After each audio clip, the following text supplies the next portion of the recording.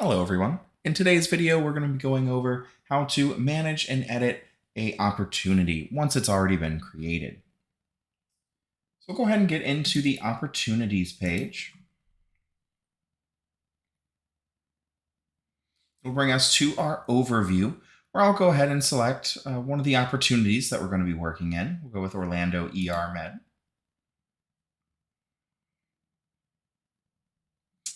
And first thing it's going to bring me to is the profile page. Here's where I can make all the big changes. I can edit this information by clicking on the pencil icon next to any of the lines that I see.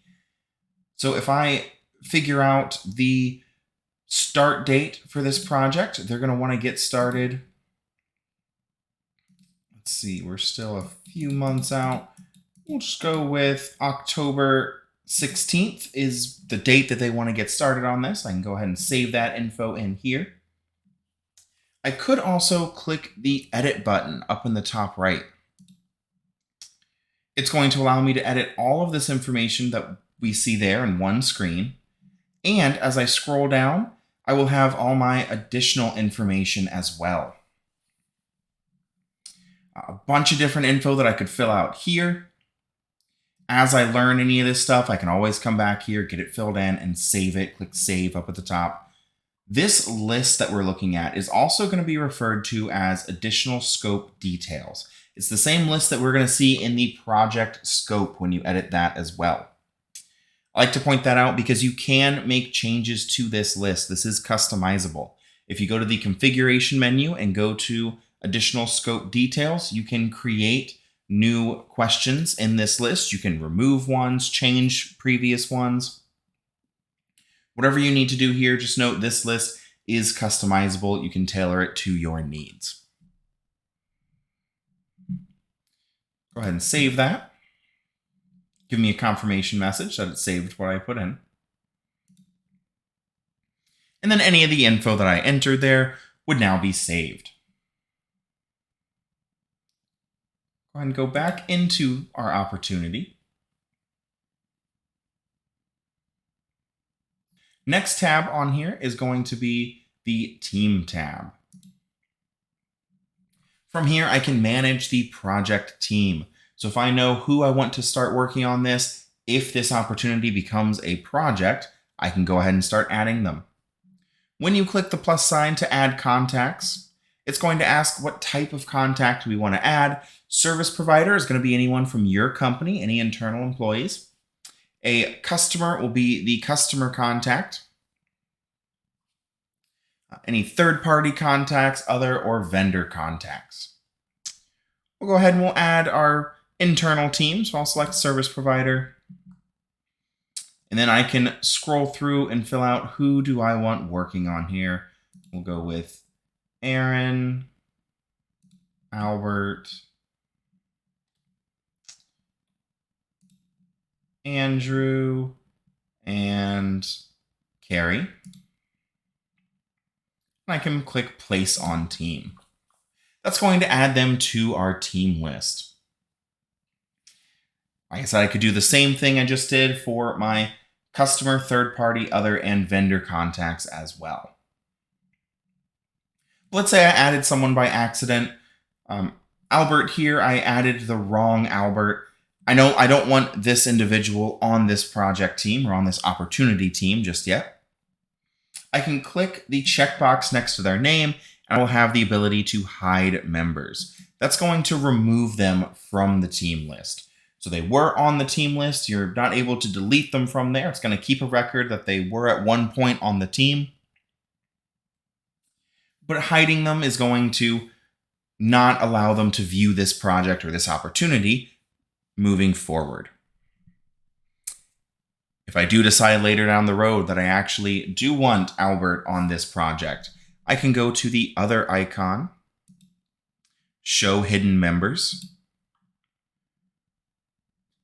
You can see Albert's listed right here, and I can click the checkbox next to their name and show, essentially unhide, and that will put them back on the team list.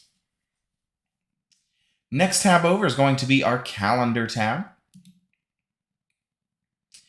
Unfortunately, this calendar does not integrate with Outlook or Google Calendar, but when you send invites from it, it is going to send a calendar invite with a button click that'll add it to your Google or Outlook calendar.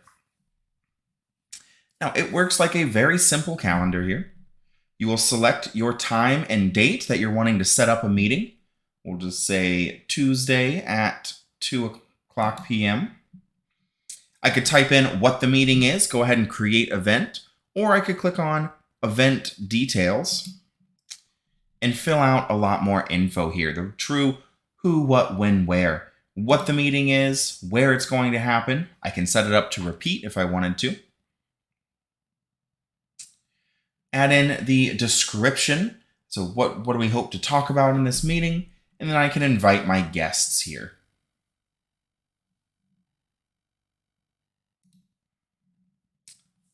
Now, while, like I mentioned, it doesn't integrate with any outside calendar, if I go back to the opportunities overview, I do like to point out that up top here, you do have a overview calendar. This is going to be a calendar of all of your opportunities. So it's going to take your individual opportunity calendars and put them all into this one. So you can see what's going on with all of your opportunities from one screen. But we'll hop back into ours, where the next tab after calendar is going to be interactions.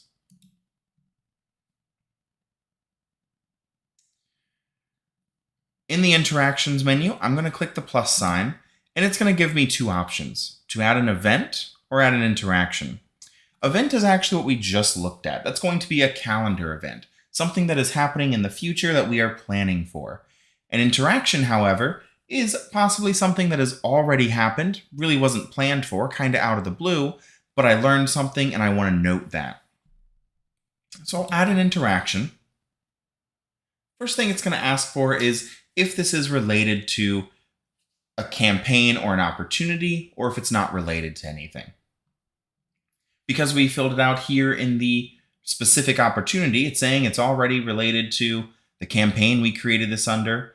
Was for medical facilities. Our customer is Advent Health, and it's the Orlando ER Med.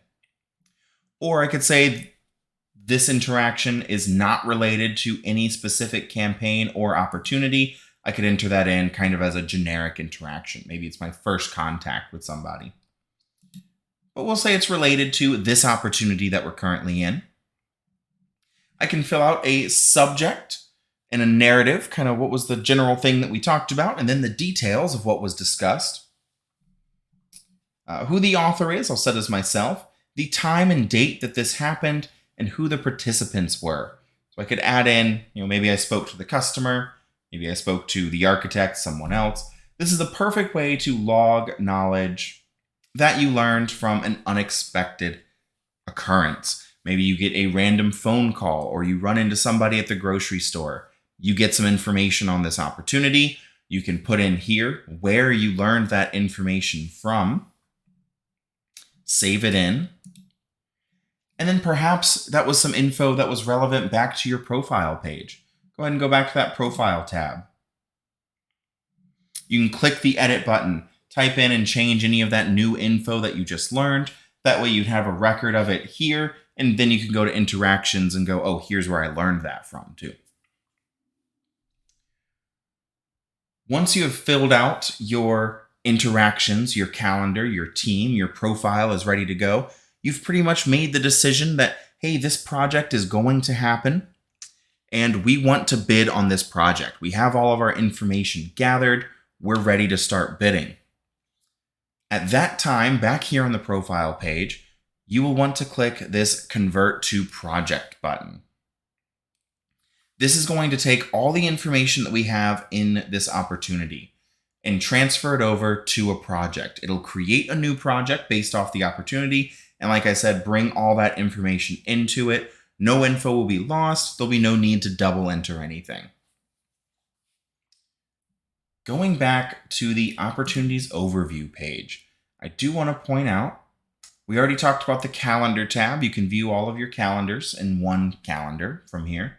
Same thing with interactions. We can view all interactions. This is where I could also put in unrelated interactions like we talked about earlier. But I want to take a look at bids as well. This is going to track all of our opportunities that have turned into projects and how well they did or are doing. So we're going to say what the project number is, the name, who the customer is, the bid date to pre-bid date, the project status and type, what the contract value is, who the manager is, and then I can add some information once the bidding has concluded. I can put in our rank. So number 1, we received the bid. If we didn't receive it and we know what the rank is, I can enter that info in. Where did we rank in the list of bidders? How many bidders were there? I can put that information in as well. And what the spread was, kind of the lowest bid amount to the highest bid amount. When I type in any of that, I can then click Save to save that in. But once again, this is where you can track any of your opportunities that were turned into projects and then how well they did as a project, if we are rewarded those or not. And that is how you're going to manage and edit your opportunities. Thank you for watching, and we'll catch you next time.